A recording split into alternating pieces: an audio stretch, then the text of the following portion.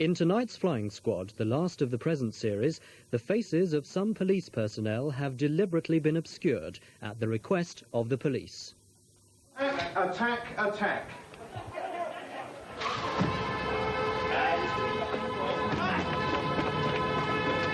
Target one's making his way to the red vehicle. On the pavement. In earlier episodes, this series has watched the Flying Squad on operations. This programme looks at the men who joined the squad and the problems and pressures they face.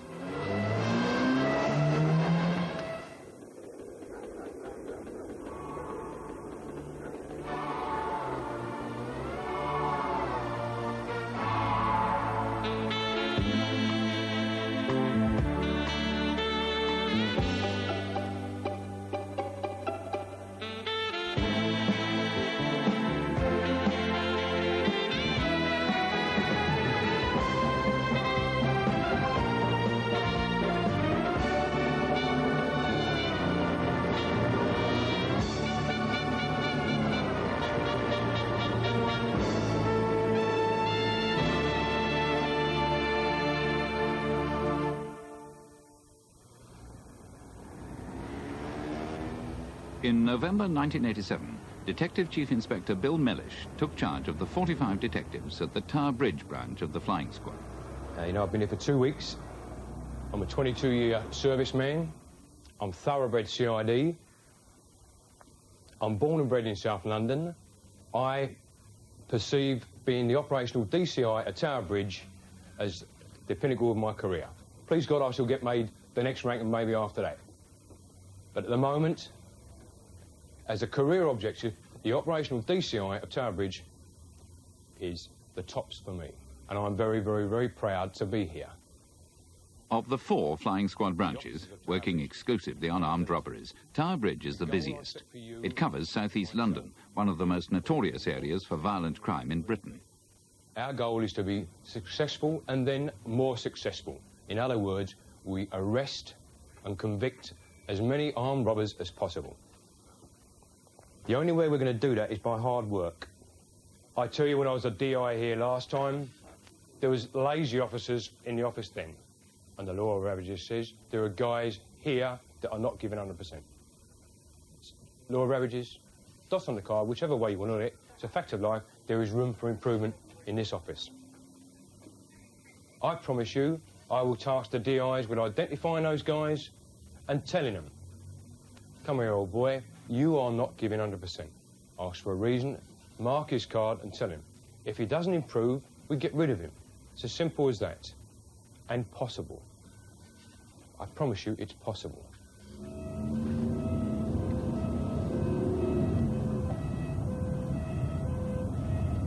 Police officers, okay, you're under arrest for robbery.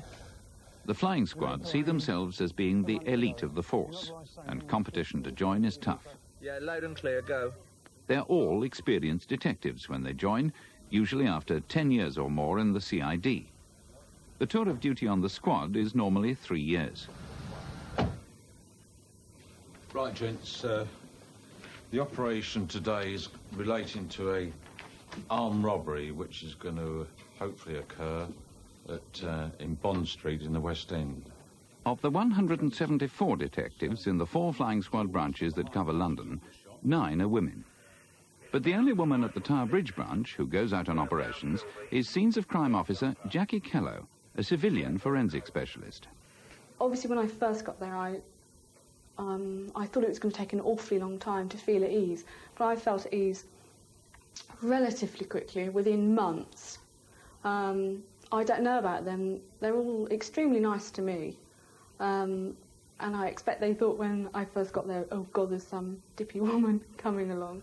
It's a dangerous job, a very dangerous job, and I think one's got to bear that in mind when putting women into situations like that. Would you like your wife to do it? No, she wouldn't. No, I wouldn't. It would be. It's a horrendous job for a woman, I would think. 991. Do you foresee any problem from that last manoeuvre, over? Because we are dealing with armed robbers, firearms, very heavy situations, I don't know how they think a woman might react sometimes. 996, come round, come down, come down. Society's making them change slightly. I mean, I've arrived. First of many, hopefully. It's very much a male domain there. Definitely a male stronghold. We clearly wouldn't want to put a woman officer up front where, unless she was an authorised shot, but if she wasn't an authorised shot, we clearly wouldn't put her up front in an armed robbery situation. We would use armed officers and some of the strongest officers that we've got to deal with those people. But that's no bar for women coming up here. I mean, we've got vacancies for women. We'd love to fill them. I'm definitely not one of the boys, and I never will be. But as time's gone on, I found it much easier to be in their company. I feel more and more at ease with them, and possibly they do with me. I don't really know. Do they chat you up much? No comment. It must have been madness. I'm not going to say anything about any of that. It's management, can we? You want a big one? Last year, the flying squad were armed on 690 operations, but only used their guns once. At the Tower Bridge branch, there are 8 authorised shots, all volunteers. Right. Who's next? I'll find you an easy incident. I'll find you an easy incident. Training in the use of firearms is by PT-17, the Tactical Firearms Unit. Okay. There's a 2-week initial course and a refresher day every quarter. Settle yourself in, wait for the next incident. Why did you shoot this man, officer? Why did I shoot him? Yes. He's got a shotgun in his hand and he's pointing it at me. Was there any other way you could have dealt with this? Shutting the cupboard door wouldn't have been a lot of good, would it? Some seem to take to it naturally. Others, you can spend weeks training them, and then really they're not happy with a gun.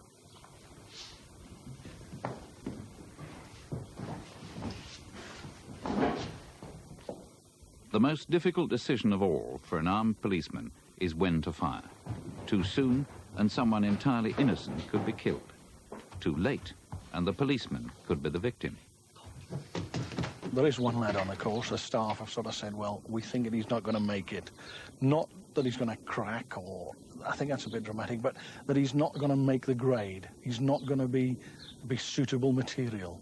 Whether he's going to crack in this, I suppose, a psychological sense, we can't really tell. We've done a lot of tests and trials in the past, but we're not really there yet.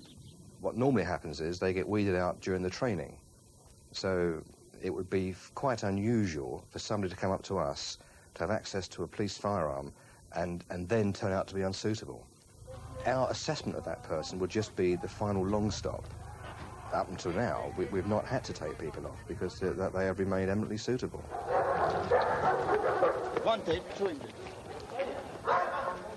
One of the most worrying developments in robberies is the increasing use of firearms by the villains. In this robbery at Woolwich, 6 shots were fired at the police and 1 policeman was wounded. This man is a convicted bank robber who has become a police informant. There's a £20,000 contract out for his death and he has police protection. He admits to having used firearms. If they're policemen, do you see them as being fair game? Well, they're doing the job, aren't they? So, does that mean you can shoot at them? Well, put it this way, it doesn't mean you can do anything, but it's either you or them. So, if it came down to it, and it was your liberty at stake, you would shoot a policeman?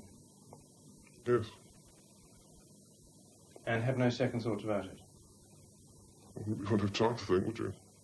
Where one is shot at, and it doesn't obviously injure you, you can think, well, another 2 feet either way, perhaps he would have killed me. And if you think like that, it's going to mentally, obviously, be a tremendous pressure. They never show out to their colleagues that they're concerned, because it's probably a macho world that we operate in. Blokes suppress it, and perhaps that's when the stress comes into it. But I know people who, after an incident's happened and said, Christ, what the hell have I gone into? What was I doing there? You know, it's something, the adrenaline just puts you into situations. And then afterwards, when it's all over, the old sweat comes, you think, my goodness, look at the situation I was in there. That can happen quite often. It's a stressful job, but equally it's a very enjoyable job. And I think from the experiences you've had with the Tower Bridge officers, that yeah, they work hard and they play hard.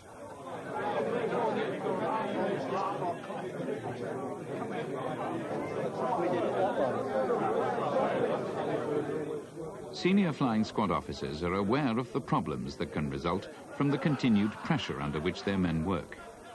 With the build-up of tension caused by long periods of waiting followed by violent action, alcohol could be a release.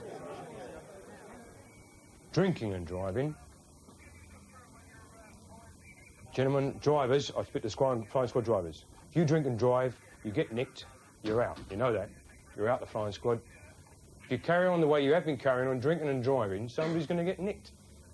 The ramifications afterwards of not having a car to drive are horrible to think about, queuing for buses and all the rest of it, but it's just unprofessional. Mellish then turned to another cause of pressure on his men, the continual frustration of seeing robbers they are convinced are guilty being found not guilty in court. We will keep a list here at Tower Bridge Flying Squad Office of bent defence counsel, bent defence solicitors. As the days go by, you are privy to corrupt, immoral actions by defence counsel or defence solicitors. I want you to come back, debrief, and we put it in a book.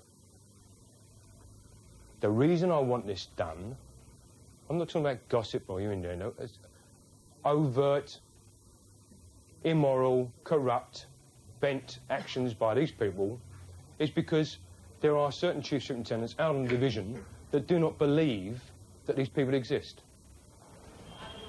The flying squad commander, John O'Connor, works in the more politically sensitive atmosphere of Scotland Yard. I wouldn't be prepared to make any sweeping statements about so-called crooked lawyers. You're probably aware that I've had a detective inspector who has looked at all allegations made by police officers about unprofessional conduct. And I have to say that none of them stand up to prosecution or even to internal discipline by the Law Society. It's those solicitors that are paid inordinate amounts of cash money to service their clients' requirements, which includes concocting false alibis, concocting a defence after the prosecution case has been laid down, utilising whatever means are available to them, whether it be false witnesses or whatever. That's what I mean by a bent solicitor. The fact that a solicitor may believe that his client is guilty and yet defends him to the hilt. That's what he's paid to do. Doesn't make him corrupt, and it doesn't make him a criminal. That's what the man's job is. And my officers have got to realise that they're looking at one side of where they stand in the legal puzzle. But And the why are they solicitors, also convinced that there are these bent solicitors around?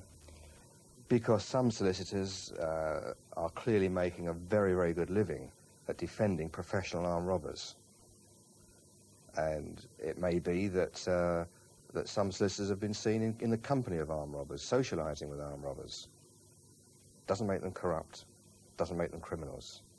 Are there also bent barristers? Of course there are. Only earlier this year, Lord Mackay was quoted as saying that he was saddened that he'd been informed that there are incompetent barristers, corrupt barristers. Yes, there are bent solicitors, barristers, and above. And basically depends on what help they can give you. Well, what help can they give you? Well, they never tell you that. They just promise you results. Getting them to court is really half the battle. The real battle is in court and all aspects of the court. I'm quite satisfied that we have lost cases against armed robbers because of the malfunction, the corruptness of solicitors for the defence and barristers for the defence. Quite satisfied. The bullets were in his left-hand trouser pocket with the tissue. As a result of the robbery and shooting at Woolwich, Ronald Easterbrook was sentenced to 4 terms of life imprisonment. During his trial at the Old Bailey, a juror was removed from the jury when it was discovered he had a criminal record. Although never an issue in this case, the intimidation of members of a jury, known as nobbling, is a major concern of the flying squad. Intelligence sources will indicate that trying to intimidate the jury is a frequent event, particularly at the Old Bailey. With what success? I don't know. I don't know. My experience and my judgment would indicate some success, that there are juries that are nobbled at the Old Bailey and defendants are acquitted directly as a result of that nobbling. What percentage, what success rate, I honestly don't know. But I'm, again, a man of experience. My judgment is that this does happen, and quite often. Once they're ID'd in a courtroom, they're marked, and they're followed. Find out what pubs they're going, where they drink, are they short of money, are they in debt, put them through the computer, find out if they're in a debtor's court, have they got any county court judgments against them, find out their weakness, basically. We're going to talk about targeting later. Mellish was also concerned with another source of frustration among the Tower Bridge team, financial restrictions. I'm aware, and have been for a number of years, as we all have, about the Metropolitan Police policy of financial budgeting. I, and I'm sure you are, we're all in favour of good housekeeping. What I detest is the obscene obsession with economic accountability to the gross detriment of Joe Public. To fight crime properly, to arrest plenty of criminals so you're going to reduce the crime rate is expensive. Just a lot of pedestrian traffic now. As a result of a tip-off, the flying squad mounted a surveillance operation on a Bond Street jewellers for 2 Saturday afternoons. The overtime costs were about £2,000 each time. Because of the cost of overtime, the squad's weekend work is restricted. As you know, that we work predominantly Monday to Friday here, and we only have a small cover of men working at the weekends. That is Saturday only. Now, the villains that we deal with, the top-rate armed robber, they know this. They know that we don't work weekends. And it's very, very rare indeed when, if we're keeping a group of villains under surveillance, that we will be allowed to carry on and work at the weekend. We've done observations on a person, for example, that stayed indoors all week, or just went shopping. You know, basically hardly went out at all. And for a young man with, you know, nice car, nicely dressed, and I would not a stay-at-home man at all, but not go out of doors all week. Yet come the weekend, when he knows probably we're all going to be at home because they won't let us work at weekends, he's out and about and running about all over the place. The flying squad do carry out surveillance at weekends, but we don't allow an officer to cancel his own rest day to work at a weekend. The following FA Cup ties are not on your Paul's coupon. You cannot let a management decision like that be taken by officers who don't have the responsibility for the end result of it. Frankly, I think that for officers who, as I said, are on a very generous budget, and they are on a generous budget, and they're given a great deal of freedom, they're given a great deal of trust to whinge about the occasions when they're told they can't work because of budgetary restrictions, I find that incredible. There seems to be quite a few discrepancies between you at Scotland Yard and the team at Tower Bridge. I don't like the idea of considering us being apart from the branch offices. I mean, we are all we're all the flying squad as such. But I think you realise from some of the people that you've met that there are a number of very strong personalities. And, I mean, even up here, there are a lot of arguments between me and the rest of my management team. And there are arguments between the management team up here and the branch DCIs. But to me, that's healthy. We don't want to be surrounded by yes men.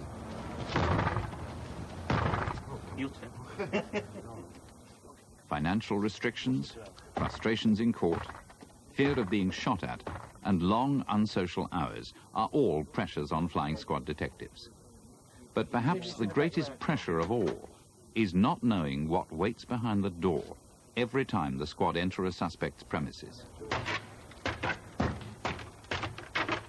It's a pressure that they accept. They know what the job's about. They know the terms of reference. You could make the same argument with the fire brigade. I mean, a guy doesn't join the fire brigade without knowing that he's risking his life. 3 floors up, I'm holding him by the ankles, and the curtains opened across the other side of the alleyway, and there's all the blokes in the billiard hall saying, "Oh, I don't want to witness this."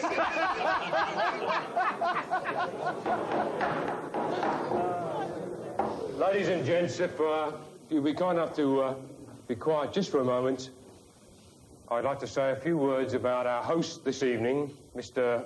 Peter Smith. You got that right. After 18 years' service, Peter Smith was discharged from the police as medically unfit, a condition caused by the pressure of work in the flying squad. The work I was doing was pretty heavy. You know, when you're going out in the morning, you don't know what you're going to do. You don't know what time you're going out for a start, quite often. And then you go out and you face a situation where you know you're going to take out an armed robbery team. And obviously all of you are in the situation, whether it's on the street or knocking on someone's door or going through the door and taking them out. If you take a man out of the house, you don't know what's on the other side of the door. Research has shown that consistently you have been held in high esteem for your detective ability and your propensity to hard work. When you take someone out on the street, you might think you're taking out an unarmed person who's part of the team, but you never know when they're going to draw a gun. And underneath, I think that's what eventually, after, you know, over a period of time, was it obviously got to me inside without me realising it. Peter. Thank you very much, Bill. Every success, my boy. Thank you very much.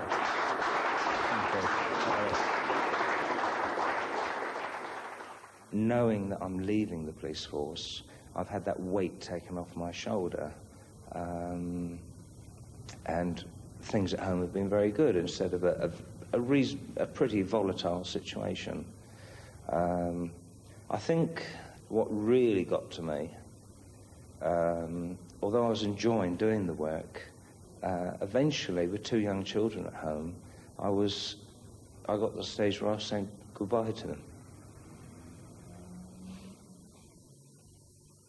I've had a super career in the police force, and one of the things that I've got to do tonight is that in a retiring situation, when one retires, one normally gets a bus pass.